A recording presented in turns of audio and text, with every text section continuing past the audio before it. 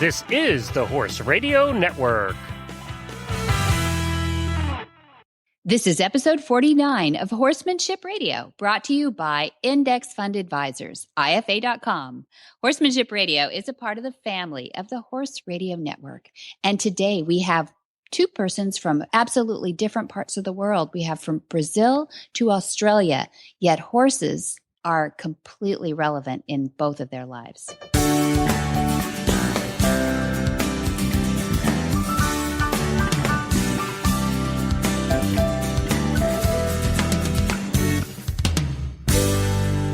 This is Debbie Laux, and you're listening to the Horsemanship Radio. Thank you for joining us. Horsemanship Radio airs on the 15th and the 30th of the month, and I have my producer, Jen, with me today. Hi, Jen. Hello. How are you? I'm really good. I'm getting excited to see you pretty soon. I know by the time people maybe hear this, you'll be on the road and coming our way, and I can't wait to meet you out on the West Coast and see you in your pajamas with my pajamas. I got horsey pajamas too. We're gonna have a pajama party.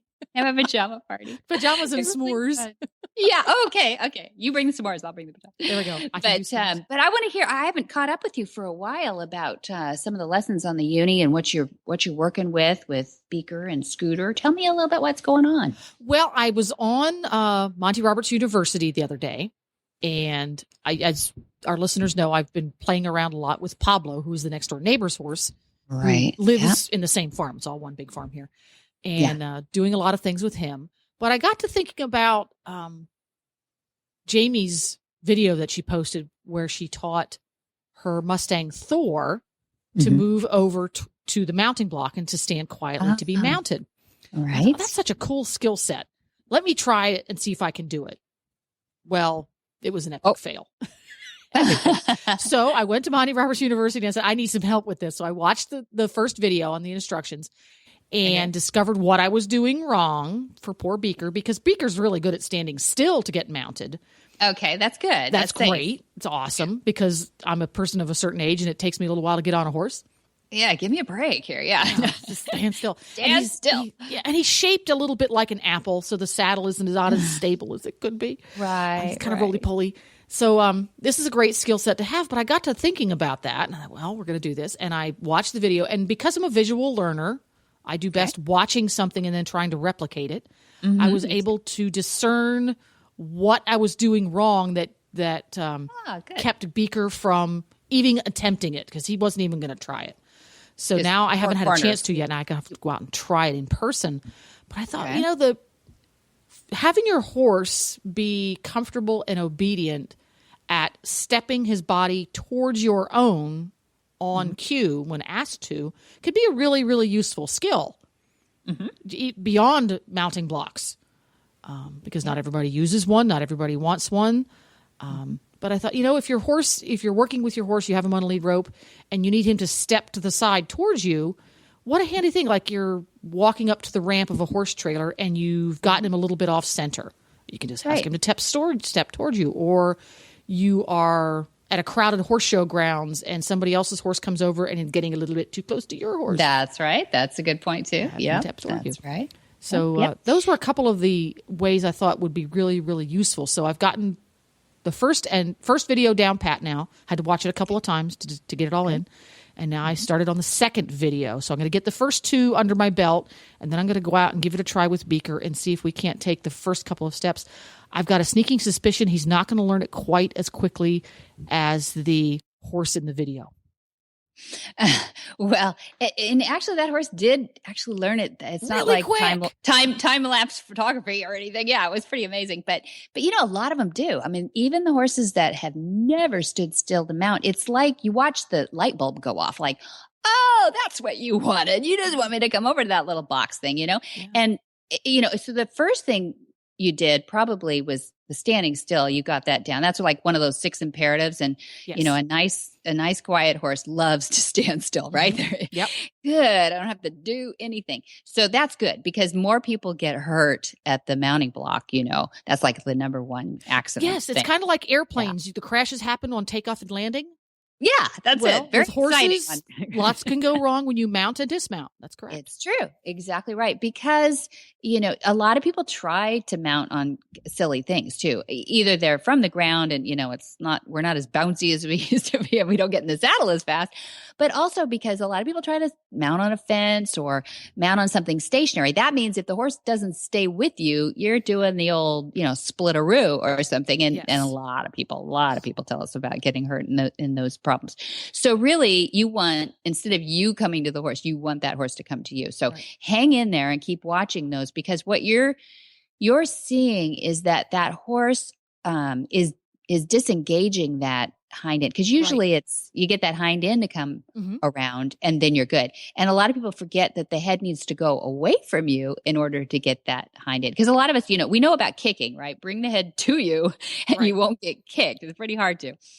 Except for the really clever Mustang, it's pretty hard to get kicked. But so it's that idea of really doing your groundwork ahead. Mm-hmm. Yeah. If you've really got the horse listening, we like to use those long lines, and we have a 17-foot long line that is perfect for this because I have one of those. Do you? I have the pretty blue one that I got from you guys. Oh yeah, so good.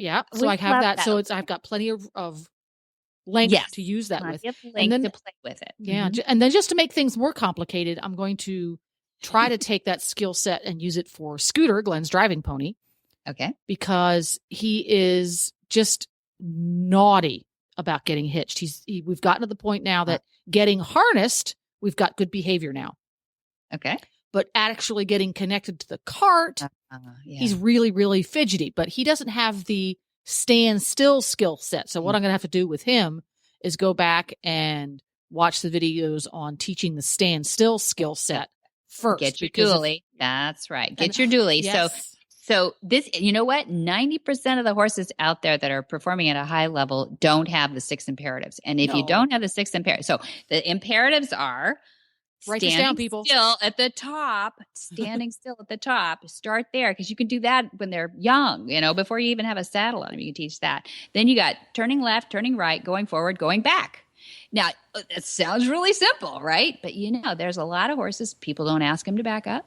People, let them kind of move around when there should be just moving forward and being with you on that lead.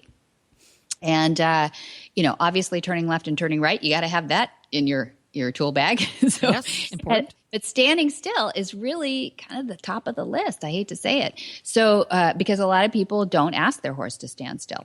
So that, when you got that imperative down, and then when you got what we call the dually dance down, that's where you move forward, your feet move forward, and they move forward with you. Wherever your bubble space is that you trained for, make sure that their nose is right there. And then when you move back, and I don't mean turn around and move backwards, I mean literally move backwards, their nose should move backward, their feet should move backward too. So that's like that next thing where you get in the dually dance going. And I say dually because, they feel that pressure, that little twist around there, and they know exactly where you want them, because as soon as your hand just closes on that line, then that means forward or backward. That halter is telling them where they're the most comfortable. So they're training themselves. They it's the easiest tool. I mean, when Monty or anybody is working with a dually makes it look so easy, guess what? It's actually the halter that's making it look so easy. Monty makes it look easy. It is not always easy, because it's timing. Your own body language plays into it as well. And that's another skill that Scooter did not have when we got him. Is he did not have the ability to take a step back. Not one step, not one single hoof could step back. And the dually halter really made a big difference there, because he didn't have whenever he felt any pressure on a halter, he would lean into it. So when we put the dually halter on him, it was unfamiliar. So as soon as he felt pressure, he didn't say, "Oh, got to lean on that," because it was something unique. And we've carried that through now. When he wears his dually halter, he's not dragging and pulling because he knows, oh, I released from that. That's what that's for. And that's made a big difference. Perfect. Yeah. Because it's that little bit of a twist. It's not just there's no pain, obviously, because if you infuse pain in this, you're done. They don't trust you. They don't want to be any part of this. They don't want to bear anyone near you. Yeah. not fun. Yeah. So keeping this fun is a big part of it. And I think this is going to be really fun for you. I mean, you saw that Jamie had fun doing the mounting block with her Mustang Thor. And, so a lot of that is the work that we just described. So go. Really excited about it. And come back. And Good. teaching Beaker to disengage his hindquarters from different sides of his body because he's a little bit older and he's kind of stiff and creaky. So he is not prone to volunteering those behaviors before say, you really do have to move your hindquarters. Oh, okay. He's kind of Eeyore-ish. So I'm excited about giving them a reason to do it and be successful and go, yay, good job. So good. When you get that done, you send me a little, iPhone file or something, a little video. I need to get a GoPro for my helmet so people can watch this. Oh, that would be fun too. Yeah, actually, it would be really fun. I want to see how incrementally how it works, and it is incremental. When the penny drops, and and they understand what you're asking, they'll have so much fun with it because then when you're on the trail, a slope becomes your mounting block, a rock becomes your mounting block. But now you're asking them to come to you as opposed to, them saying, I think you could reach me from that fence. Can't you? Oh, I'll take one more step over. They play that it's game. Like a game. They do. Yeah, exactly. Keep away. Keep away. Once they know that, this is the game, it's coming to you, anything you kind of elevate on and stand there and cluck, pretty soon they'll know what their routine is. But you've got to go through those little incremental steps where they learn to, that disengaging and turning the head away, getting over to you is the trick. And forward and backwards. Sure. And a lot of horses side pass real easily, but that's when you're in the saddle. So this is you're teaching a different skill set for them too. And the other thing that's really fun when they get excited about that and see that that's what you want is that you literally can just start clucking. You don't need to get the reins in all those positions that we talk about getting that disengagement. You literally can cluck. But here's the trick. Love on them so much when they take those steps in the right direction, just, up and down neck and across the bottom, and just let them know that was something I found very revealing about the first video on bringing your horse to the mounting block is, and again, this is a little bit different than what I might have learned 25 years ago in horsemanship school, so to speak. You don't get on. You teach the horse the move, and you reward them, give them the pat, and you remove the suggestion to bend and move. But you're not getting on every time. It's not getting on and off and on and off and on and off to start. You create that behavior first. And I thought, oh, wow, I never would have thought to do it that many times before I went ahead and put my foot in the stirrups. But it makes perfect sense because otherwise the horse thinks, oh, you mean I do that and then you get on and we have to go work hard? And I go work. Yeah, that's exactly right. Exactly right. You separate those a little bit. Yeah. So it really is a reward. Exactly. Yeah, well, there we go. That's my next little project. Beaker is going to learn to come to me and stand at the mounting block, and Scooter is going to learn to stand still. So if I can figure out a way to film myself with my camera without just getting a lot of shots of my kneecap, I will post those. Well, maybe have Glenn get out there with you a little bit. But yeah, I look forward to that. I really do. I'll watch the progress on that, and I'll be proud of you. There we go. So that's what's up in my little world. What have we got coming up on the show? Well, we've got some really great people that, this poor Rachel got up at, I think 4 a.m. or something to do this interview. But we were able to get Monty and Eduardo Moraida from Brazil and Rachel Kerrigan from Australia all in the same interview, all in the same episode. And we're really excited to share amazing things that they're doing with their lives and horses. Hi, I'm Mark Hebner, president of Index Fund Advisors and proud owner of Monty Roberts' Willing Partners graduate. He's a sugar bear. Investment portfolios are a lot like horses. You need to find one that best suits you, your temperament, and your stage of life. Some people might like an energetic horse and an aggressive investment portfolio, while others are more comfortable with a gentle ride and a more conservative investment portfolio. The trick is to find the one that's right for you. That's what Index Fund Advisors is all about, matching people with portfolios, risk-appropriate, low-cost, and globally diversified investment portfolios. You can find the right portfolio for you by taking the Risk Capacity Survey at IFA.com. That's IFA as an Index Fund Advisors.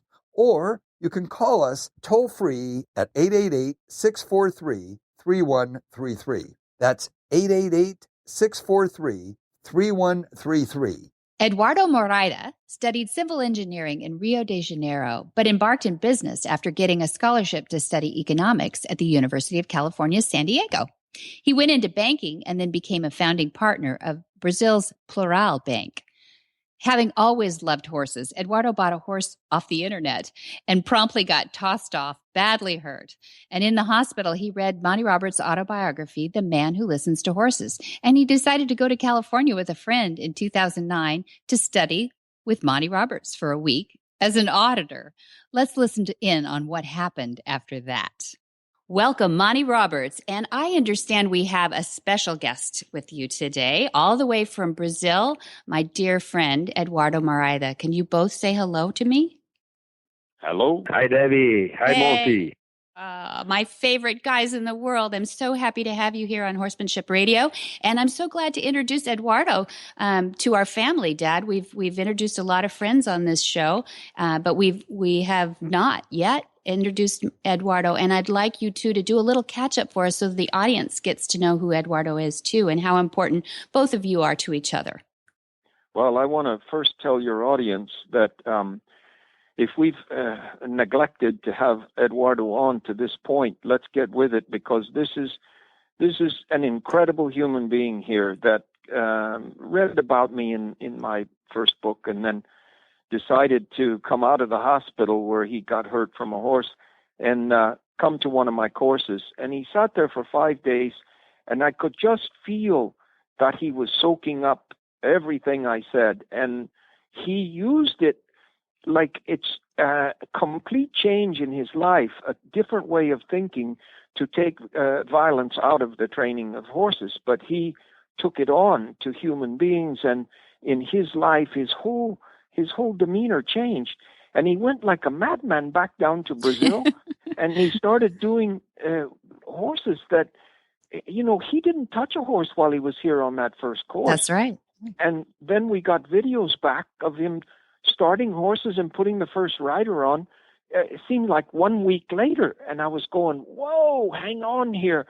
and since then, I have learned that I had on my hands the most incredible student that any instructor could ever have, because he took on every nuance of what I said, and he made use of it. He applied it. He got himself fit from being very badly injured.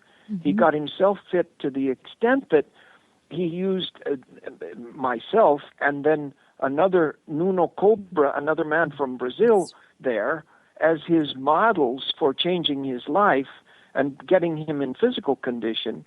And so often I've said, if we want to get our horses right, we have to first get ourselves right. Mm-hmm. And Eduardo has taken that to a new level. Eduardo Moreira is one of the favorite people of my entire career, and we haven't spent near enough time together, but it seems like if we spend 1 hour, it's like spending a year with the average student. Nice. He is a genius. Mm-hmm. Well, wow. I think I entered in the wrong call. Is it me, Monty? Yeah. Is Eduardo? You talked all those things? That's you. You're That's so you. Thanks so much, man. It was. I mean, with no doubt, the best trip of my entire life. And I arrived in California being one Eduardo, and I left California being a complete different Eduardo. And I'm still finding out who this different Eduardo is, because that was the beginning of a change that keeps happening in my life every single day. And it all made a lot of sense for me when I saw Monty doing the first join up on that course. And I think I had like a real advantage comparing to all the other students. And my advantage was that I knew nothing about horses, I was a blank page. I had no verses. I had no things that I knew before that I could use to try to contest Monty Roberts' methods and say, oh, my methods are better. Oh, I'll use this and I won't use that. I knew nothing. So everything I had was what I was learning from Monty those days. So I think I could have like a very peer way of learning everything that was taught in terms of the concepts of Monty. And when I was watching Monty doing the join up, that was much more than just a relationship of a man and a horse. That was a metaphor for many things that I see in life. You know, I was passing through a divorce in my life, and I was also like changing jobs in Brazil.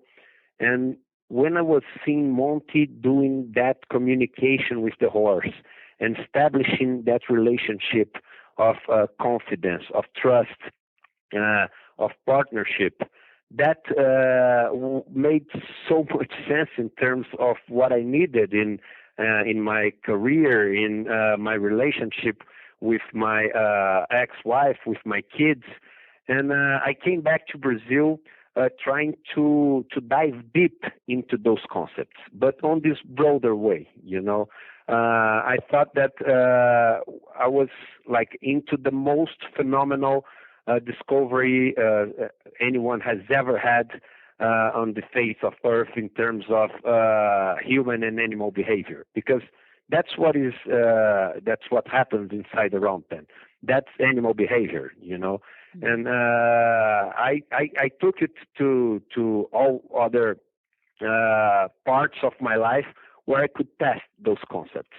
So I tried the join up concepts not only with horses in Brazil, and trust me, when they saw that I was like a Brazilian that used to surf like 1 year ago and now was dealing with horses, and I was visiting their ranch with a new method, they wanted to prove that I was so wrong by doing that they would just bring me the craziest and meanest horses that they had in their entire ranch, you know. So I really faced some very dangerous situations. But I was so confident on the method that I cannot remember one of those situations where I thought that I wouldn't be able to do it.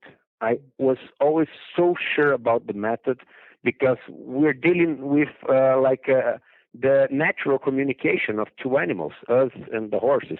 And when there is a communication, there is a proven communication, and there are two parts involved that want to be better off after the communication, there's no way it can go wrong, you know.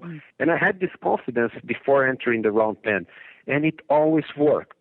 So I tried to use it with other animals, and I tried with some crazy animals like alligators in the swamps of Brazil, and it worked. And I tried with chickens, and it worked. And I tried with flies, and it worked.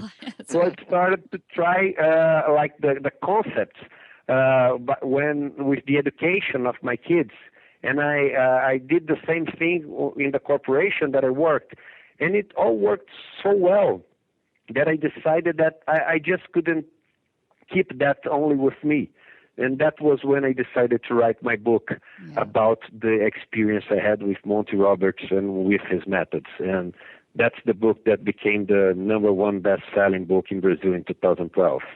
Yeah, Encantadores de Vidas, yes. And that was written about your experience with both Monty and with Nuno Cobra, but maybe a little synopsis will help people understand how you took those to your life. Yes, I met Monty, as Debbie was saying, after an accident that I had riding a horse in Brazil. It was a horse that I knew nothing about. I bought my horse on Google. I just Googled Brazil horse, and then like there was a nice mare. She was a very beautiful mare that appeared on the screen, and it was saying that it was a really calm mare and ideal for children and for people that didn't know how to ride. So that was the horse I bought, and it bucked so much the first time I rode her that it was impossible to keep myself over it, and I fell really bad over some rocks in my ranch, and I wasn't able to move like any part of my body for a few weeks, and I had about like 6 months of physical therapy. And that was when I received as a gift the Man Who Listened to Horses from Monty, And I decided that I had to meet this man that wrote all those things about communication with horses.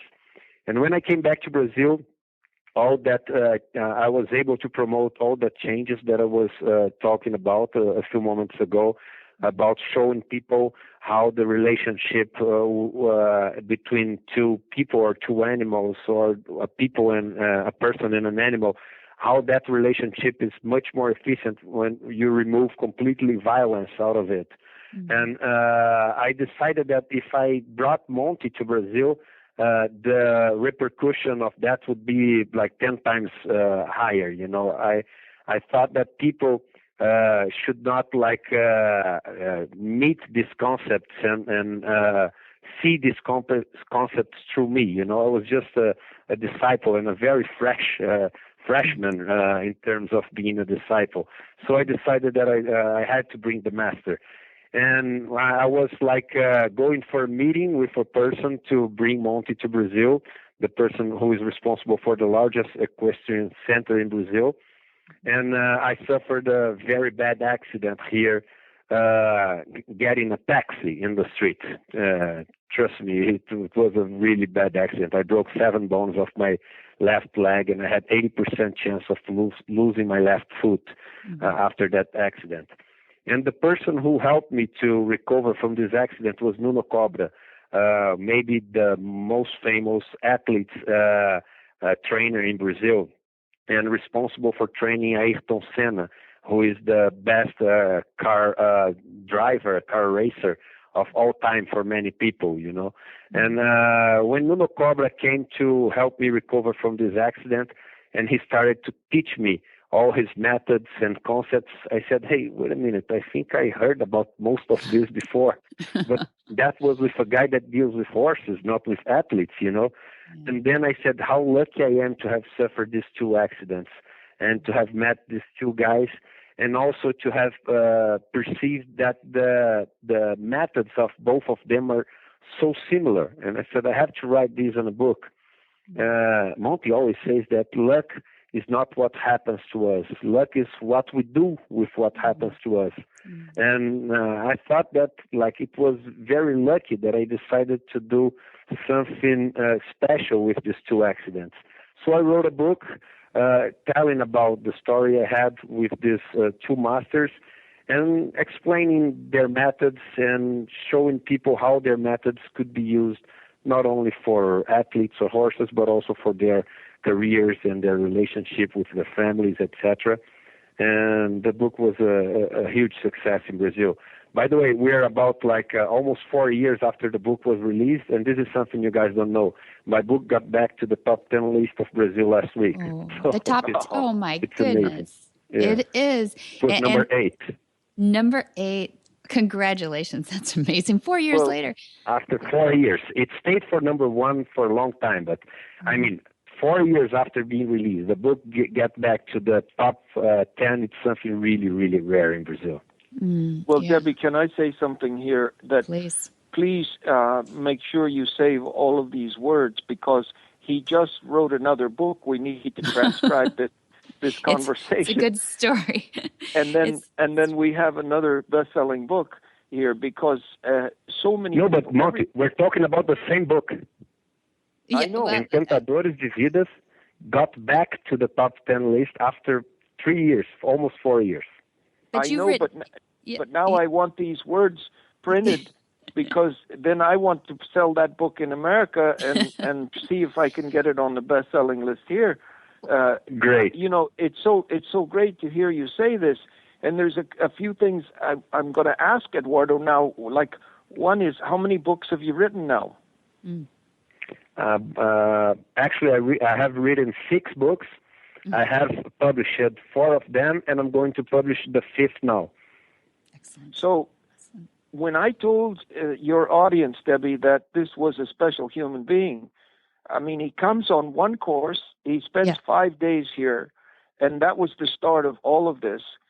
Then when he went back down there, he was so green with horses that at that point in time, he only knew that he had all the information necessary to keep himself safe from these dangerous horses. Mm-hmm. And he made the decision that these things couldn't go wrong because now he was able to communicate in the horse's language, and he felt very safe. Now that he's more experienced, he's looking back to see, oh my word, I was in some very dangerous places there, but I'm okay. And I got hurt trying to catch a cab in the town, and I got hurt when I got on a horse and I didn't know what I was doing. But now that I know what I'm doing, I used much more dangerous horses than the street was and the first horse was, but I'm okay now. So somewhere in there, with all of his books and with what I've been able to give him as a launch pad, every human being that walks on the face of this earth should have this information. You talk about best-selling books. I think so too. When is Encantadores? I would love to know when Encantadores de Vidas is going to be in the U.S. in English. When will that happen? Yeah. That's it. Should happen. We have to do it. Yeah, we have to do it, and we have to do it as soon as we can. Yeah. I think everybody will be dying to hear this story now that you've put to word. And what are the ensuing books about that you've written? I've written one book is a fiction book. It's about it's a philosophic book that talks about the meaning of life. Another book, it's a book that this is funny. You're gonna love this. That I use to join up concepts to teach economic concepts to people because I work on the financial markets, and this book also became a bestseller. And the name is Financial Whisper, just to make something like Horse Whisper, something like that. And the other book that I published is called The Mountain Whisper. That is, it's also a fiction about a person that learned from observing phenomena in the nature. So he goes for a mountain and he starts looking what happens around him in terms of the way the nature behaves, and animals behave with nature, animals behave with animals, and he gets that lessons to apply to his life, So they all talk about like similar things, At the end, Debbie and Monty, I think that it's all only one thing, right? And when we find something that brings us back to the essence of life and bring us back to the harmony that we have when we're just like a child or a baby, and pretty similar to how like an animal behaves, I think we can talk about any subject in life that it will make sense, Mm-hmm. Yeah, I love that. I love that, Eduardo. We couldn't get away with not talking about how you two last met in June with a certain lady named Her Majesty the Queen. And I would love for you to just share what that experience was like. No, that was amazing because the book was, my book was read by like hundreds of thousands of people in Brazil. And that made me receive a lot of letters and messages of people that read the book and got back to university at 60 years old, that lost like 100 pounds because they went back to exercising, people that decided to change their careers and work with animals to protect them. But one of the messages was really special. The message came from a commander of a police academy in Brazil, and he was saying that after reading Monty Roberts' book, The Man Who Listened to Horses, he decided to read my book, which is Encantadores de Vidas, or Life Whispers, like an unofficial translation to English, and he was impressed with the philosophy described of join up. And what he was thinking was, if a horse is trained with violence, becomes like a violent horse, maybe that happens also with human beings. And on the police academy, we treat the cadets with so much violence. Maybe that's the reason that like the policemen are so violent in our country. So he decided to invite me to the police academy, And he asked me to give a speech to all the cadets in the academy. There were about like 500 cadets there.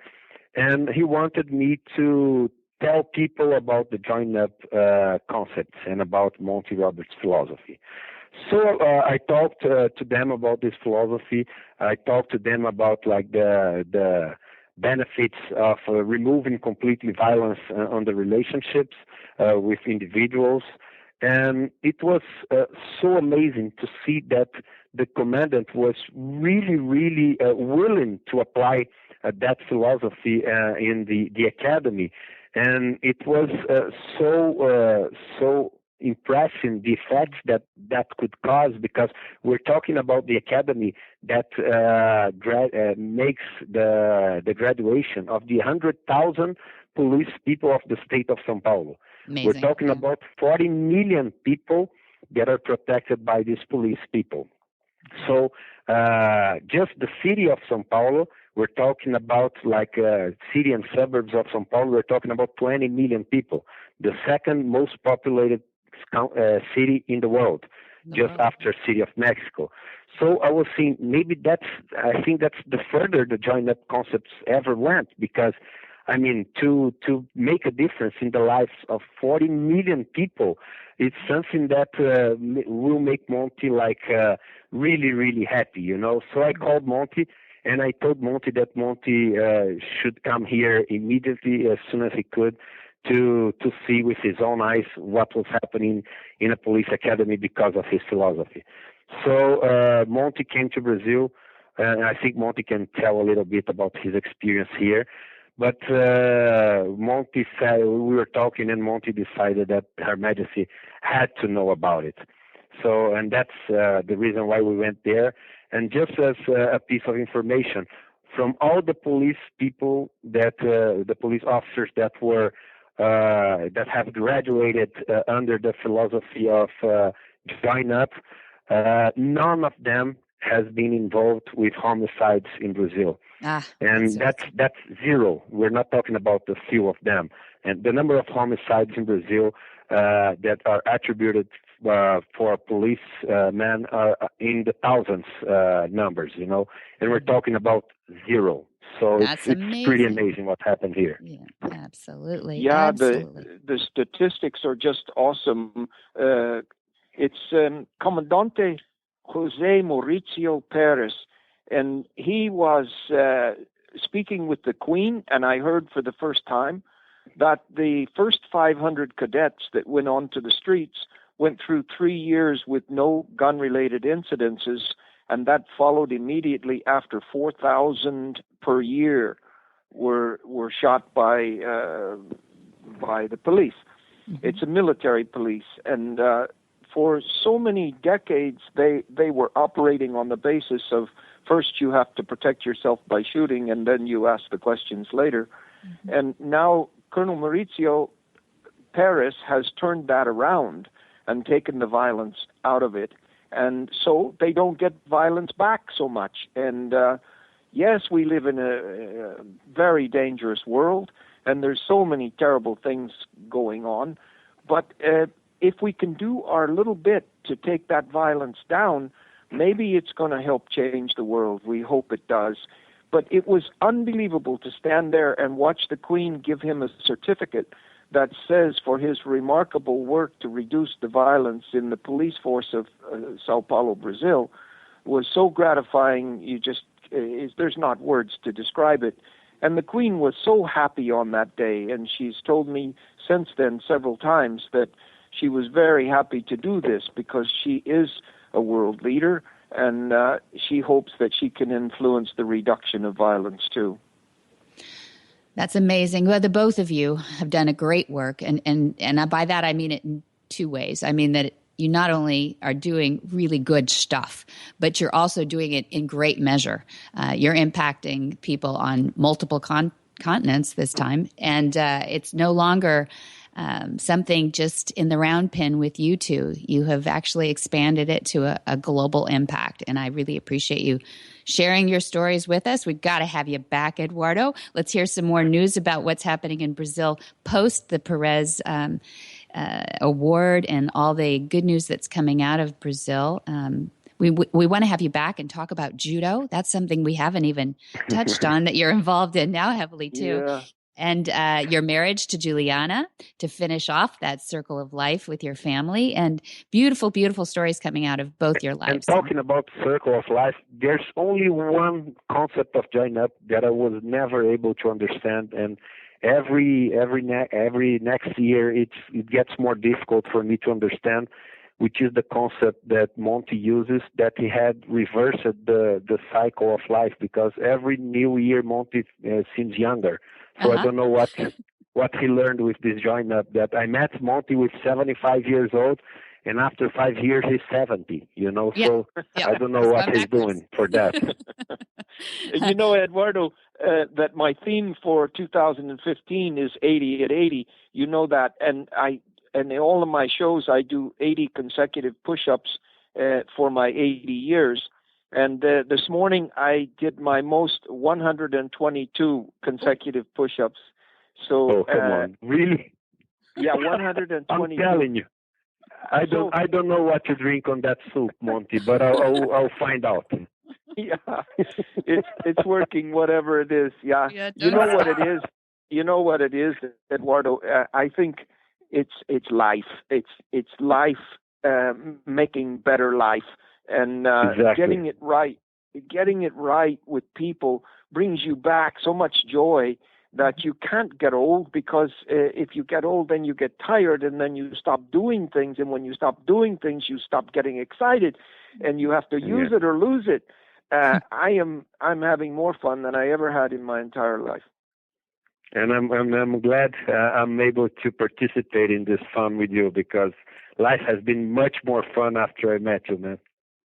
Oh, well, it's been more fun for me too after meeting you, and I want to come down there in December and meet with Carlos and all those people down there and get everything straightened out. And then I want to go in January to Fortaleza and meet the people there. It's going to be fantastic. Let's do it, man. Let's do it. I'm there with you for whatever you do here and for whatever you need me. All right. Okay, That's man. Awesome. Okay. Awesome. Thanks so much Thanks for a both lot. of you joining Thanks us so on much. Horsemanship Radio. I enjoyed so much talking to you. I enjoyed it too. Thank you very much, Eduardo. Talk Bye-bye. soon. Ciao, ciao, Debbie. Obrigada. Ciao, ciao.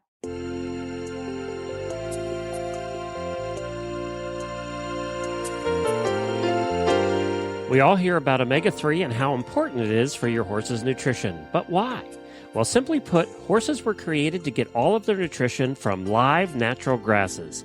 Omega-3 is an essential fat found in many types of live grasses, and it's critical to the horse's health. If they were living on live grasses 24/7, they would be receiving enough omega-3. But in today's world, most horses are fed commercial feed and forage as their primary nutrition, and most of these are lacking in omega-3.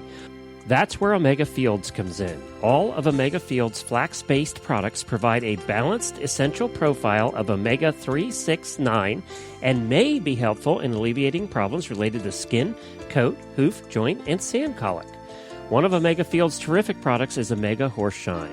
Omega Horseshine is an omega-3 stabilized ground flaxseed supplement for horses to help maintain a shiny, healthy coat, strong, solid hooves, and top performance for horses in all life stages. Omega Fields provides the best human-grade, non-GMO ground flax that can help horses with dry, scaly, itchy skin, joint pain and inflammation, poor hoof growth, allergies, and more. Don't just listen to Debbie and I. Alexandra, a customer of Omega Fields, says any horse I ever own, I will feed them Omega Horseshine, and I will recommend it to anyone. You can get your Omega Horseshine today at omegafields.com, or just for our listeners, get 15% off using the coupon code Monty2015. All one word, it's Monty2015 for 15% off your next order at omegafields.com. That's omegafields.com.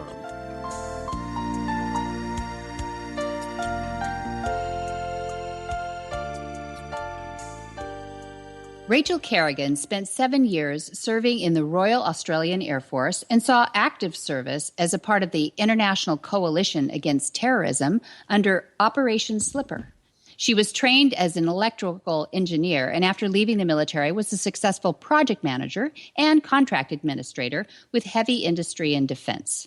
But when symptoms of post-traumatic stress changed her, she dropped out of life and became a recluse, relying on her young daughter to become the head of the household.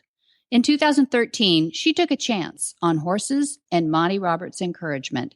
Here is her story. Well, welcome. I'm privileged to have two special people on Horsemanship Radio today. I've got Monty Roberts back. Hi, Dad. Hello. There he is. He's all warmed up. And Rachel Kerrigan. Say hi, Rachel. Hello. You can tell Rachel is all the way down under. She has an Australian accent, and she is actually getting up at 6 a.m. for this interview, and it's freezing. So if her teeth chatter a bit, never mind. It's because she's cold and not nervous at all. We're just going to have a fun little conversation about horses, which we all love, and a chance meeting down in Australia on a recent tour that Dad was on. And I would love to have you two just have a conversation and just remind us all the good things that came out of your chance meeting and just forget that we're even here. Okay, I'm ready. Go for it. You know, Rachel, it's so great to speak with you. And it's just as it often is, it's just so little and so precious the time that I have with people that mean so much to me. I spoke with Eduardo Moreira from Brazil this morning, and he's just such a special student of mine and has been for 5 years, but we just don't get enough time together, and that's been the same between you and myself as well. You are a very, very special student for me. And the reason I tell you that, Rachel, is that, you know, when the Discovery Channel first came to me and asked me if I would do a clinic for them that they could put on video and do a TV show about the veterans coming back and using horses to help them. And I agreed, and I asked them at that time for 10 military returnees and 30 days to make a difference. And the reason that I said I wanted 10 and the 30 days is that I did not want to fail. I wanted to do as much good as I could. And when they carved me down in the last days to 3 returnees for 3 days, I was furious, Rachel. I thought, what can I do in 3 days? It's just not possible to make changes like I want to make in 3 days' time. But I went through with it because we'd already planned it, and I didn't want to disappoint everybody, so I went through with it. And in 3 days, we changed the lives of 3 returning military people from the United States of America. Like I don't think anybody's been changed before. One guy went from no horse experience at all to being a professional horse trainer now. And another one was a poor lady that was incarcerated for assault and battery in her city. And now she has a responsible job with the government of the United States and has her life back and smiles again. And then I met you, Rachel, down in the Sydney area there. And for crying out loud, we had, 20, 30 minutes together at the first demonstration. And then it was so profound that I wanted you to come across to Perth and get another day or so over there, of which we had maybe 2 more hours together. And it's amazing. It's amazing what you've done. And can you tell the listeners in Debbie's program here, what the heck was it that the horses and I did to change your life? Because we only had a precious few hours with you since I've met you. And yet, when I meet you now, and I did last autumn for the second trip that I've met you on, you were a different person. and your daughter was a different person. You were so much more with life again and happy again. Tell us, what in the world is it?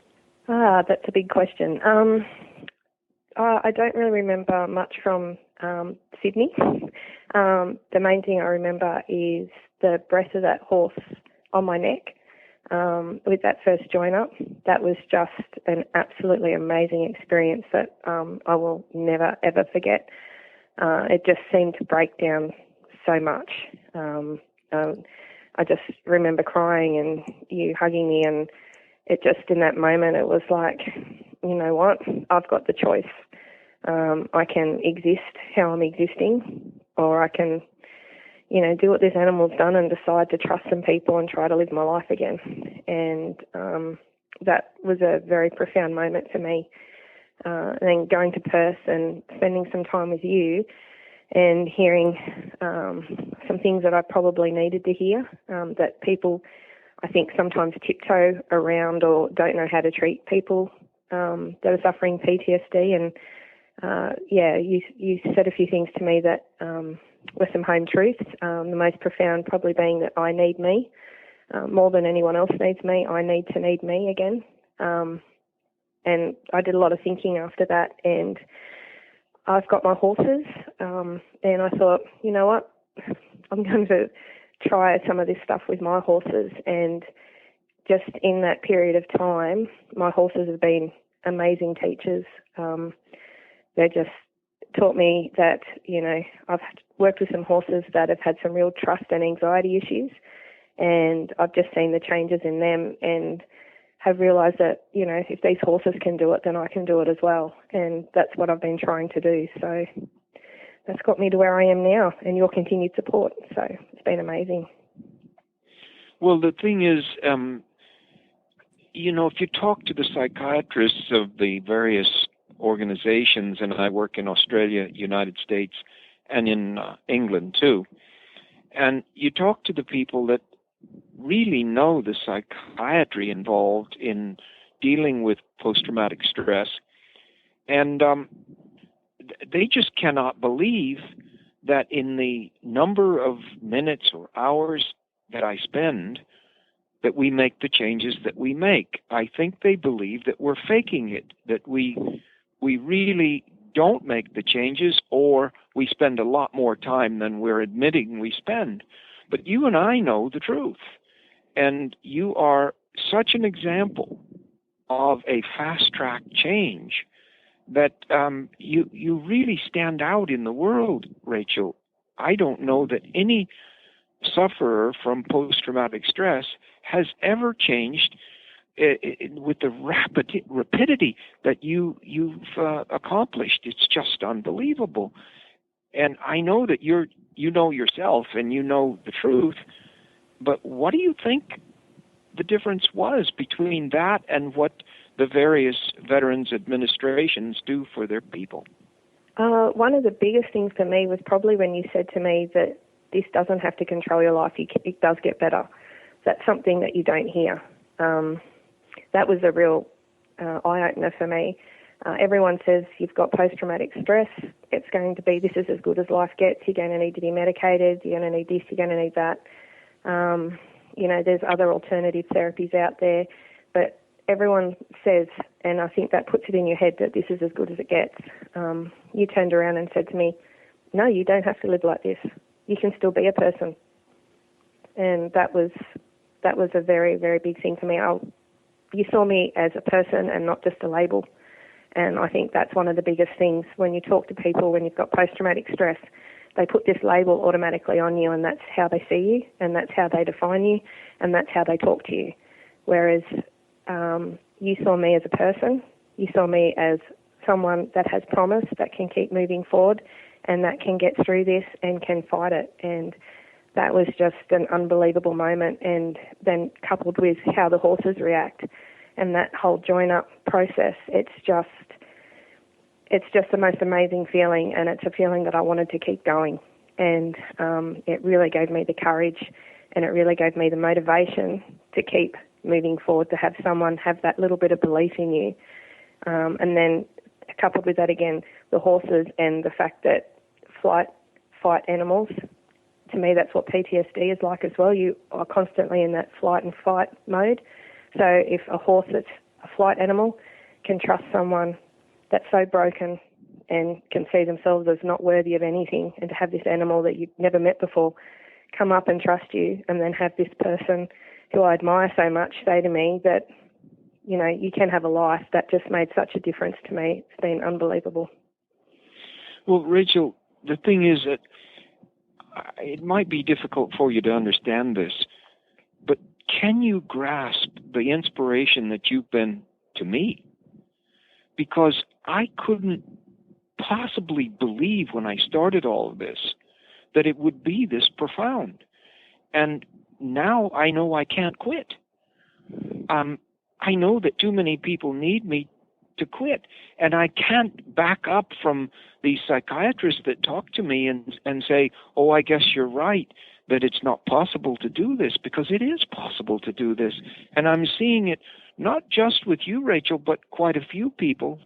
And it's just that you spent less time with me than most of them and made the most profound difference in your life that I have ever seen with any of my victims, people that have gone through war and come out of it with stress-related injuries to their brain. You, Rachel, and this lady called Alicia Watkins, which you may have read about or you may have seen on video or something, but you and Alicia Watkins have made the most dramatic changes. And I had Alicia Watkins for three-day clinics and then a lot of time on the phone. And I'm not minimizing her efforts because she's just done a fantastic job, and she's graduating now from Harvard School of Psychology, and she wants to help other veterans coming back with post-traumatic stress. That's a wonderful story. It's just that I didn't have three-day clinics with you. I had a matter of hours with you, and I still saw it happen. So somewhere, Rachel, I think nature has set us up, all of us, to understand that horses can't lie and that they're not faking it at all, that this is a real change that comes over people because they can believe the horses.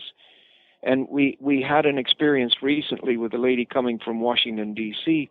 that was not a military person and that didn't even know she had issues in her life.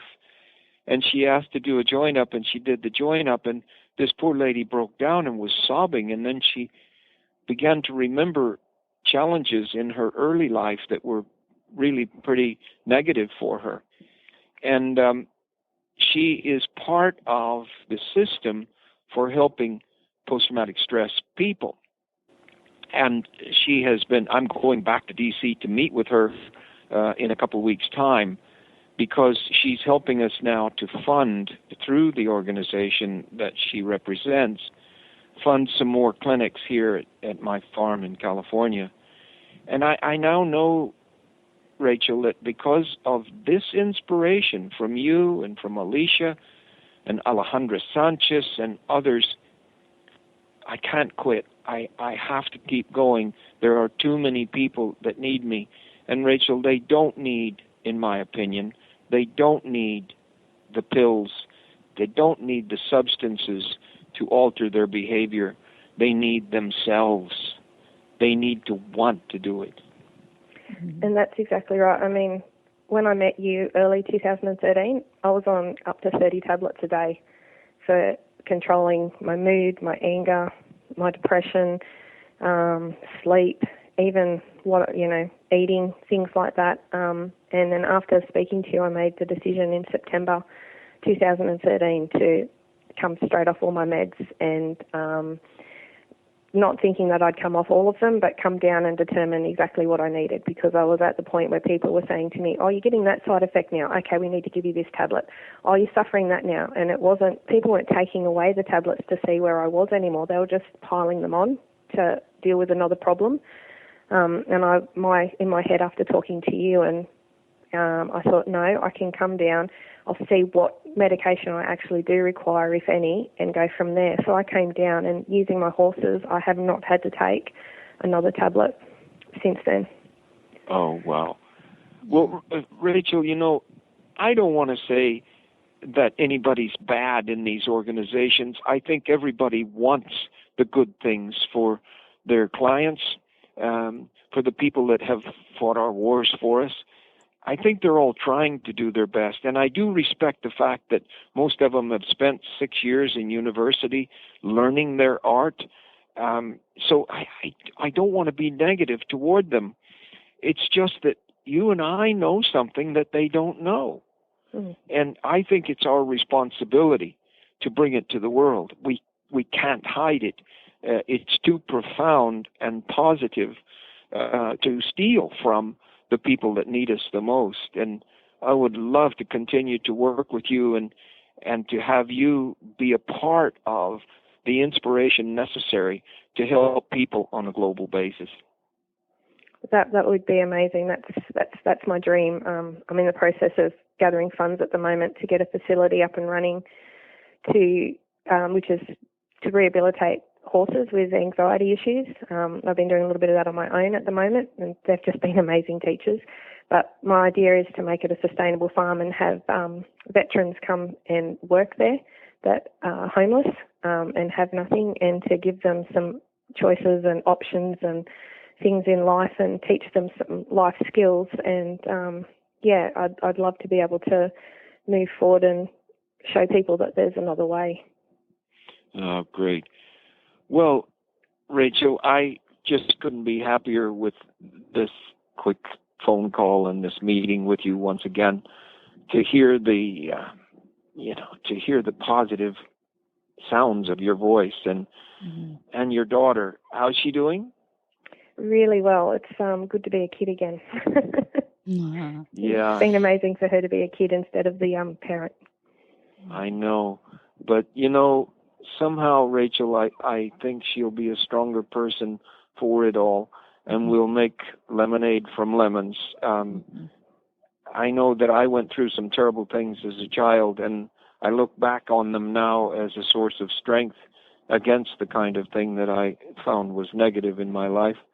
And perhaps your experience will be the same. I would hope so, anyway. It's definitely made her a better person. There's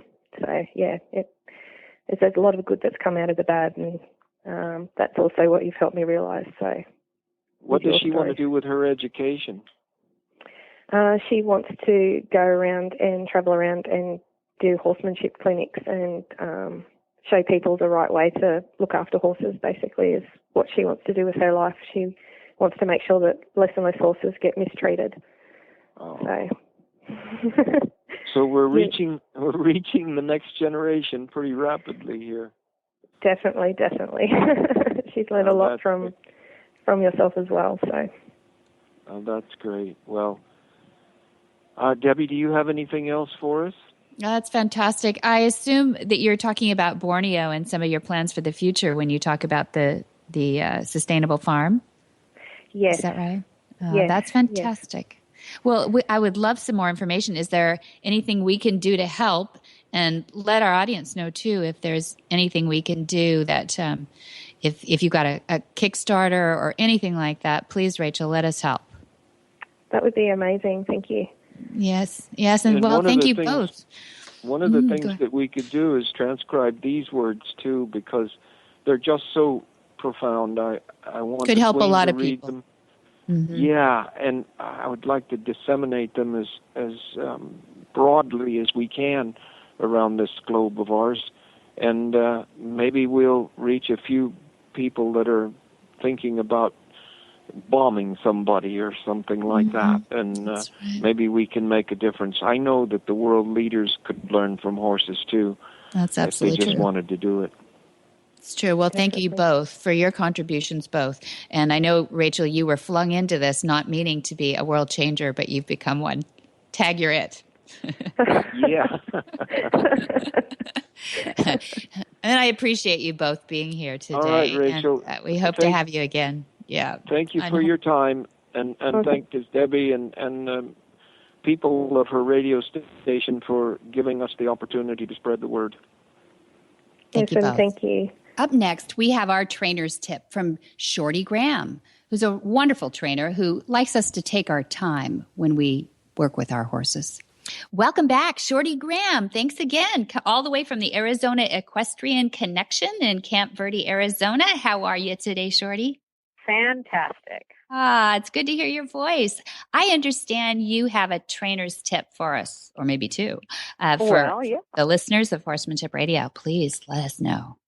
Well, I think one of the important things that as humans we need to recognize is that horses, animals, have no concept of time. It means nothing to them. And I think with humans, we tend to go out a lot of times, particularly people that are on time constraints of like needing to get to a show, needing to get to a roping, and they really don't have the horse on a solid foundation to begin with about loading in the trailer or doing these events, or they haven't been that pleasant. And so they go out and then they turn into a grizzly bear trying to get the horse to trailer load, or once they get to the show, their whole inside is totally stressed, and they're psychologically at a high peak, which the horse feeds on. Yeah. And so for me, one of the things I've learned is if you have something you want to work with your horse or you want the horse to accomplish, do it when you have all the time in the world, or just go out and spend some time with your horse if you don't have a lot of time and groom it, or do something you know the horse already knows to do. But recognize that when you go out there, you could be there all day if that's what it takes, but do it in a quiet and a calm manner and help the horse. Let the horse look for the answer. Ask the question and give him time enough, or her time enough, to find the answer, and give him or her the aids that will help him find that answer. And once he gets that answer, give him that reward of releasing the pressure and saying, good. And then if it's been a long haul, I quit. We don't need to go back and do it again. We'll do it tomorrow. So I think one of the things is just hammering on them to do it over and over and over again. If you can just get that little bitty try, take that and call that Dixie, and then wait for the next day, and you know what? It'll come quicker, and it'll be sweeter and nicer, and you'll be amazed at how quick things come together once that little tiny window opens.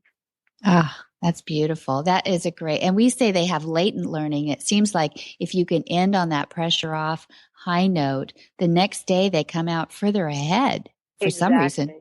Yeah. And I mean, so many people don't get the pressure. They start at 10. Well, where are you going to go when they give you something? So, and then they also, if they go to 8 and the horse gives them something, then they go right back to 8.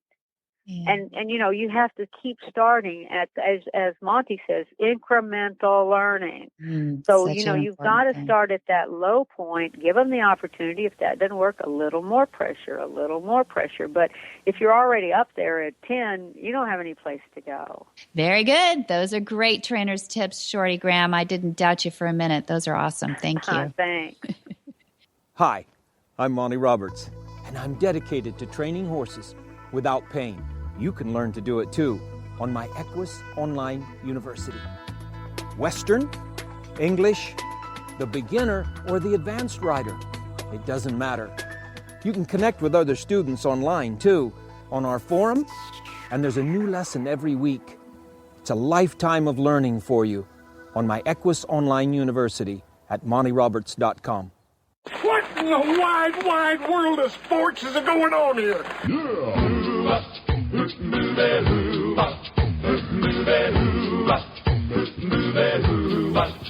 Where in the world is Monty Roberts?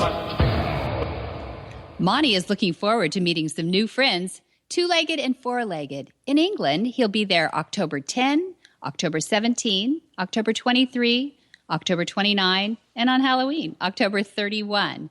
And then in California, back in California, we have a Horse Sense for Leaders, a professional development workshop at Flagazette Farms, building trust-based relationships. And that's on November 6th.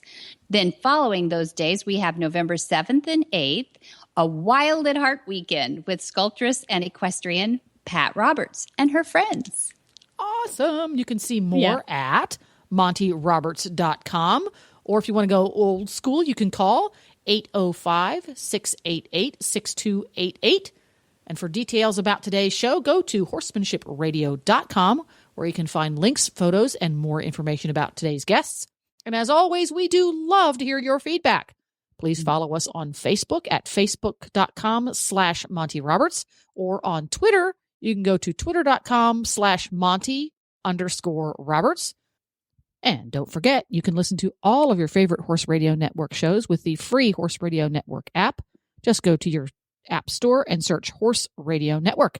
Download it today. It's quick, it's free, and it's easy. And many thanks to our sponsors, Omega Fields and IFA.com and Monty Roberts University. Be sure to visit all the other great shows, too, on the Horse Radio Network at www.horseradionetwork.com. And until next time, have many happy horse hours.